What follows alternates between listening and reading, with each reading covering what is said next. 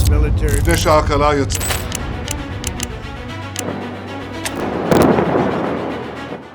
Iran জুড়ে আবারও নতুন উত্তেজনা। এক হামলায় ইরানের নিরাপত্তা কাঠামোর শীর্ষ পর্যায়ে লেগেছে বড় ধাক্কা। এই হামলায় নিহত হয়েছেন আইআরজিসির গোয়েন্দা প্রধান।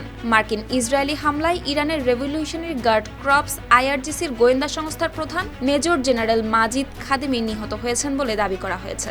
ইসরায়েলের প্রতিরক্ষামন্ত্রী ইসরায়েল কার্টস জানান, ইরান রেভলিউশনারি গার্ডস ইন্টেলিজেন্সের প্রধান মাজিদ খাদেমিকে হত্যা করেছে ইসরায়েল।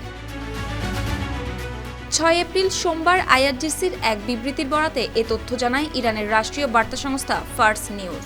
বিবৃতিতে বলা হয়েছে, প্রায় 5 দশক ধরে ইরানের গোয়েন্দা ও নিরাপত্তা ব্যবস্থার সঙ্গে যুক্ত ছিলেন মাজিদ খাদেমি।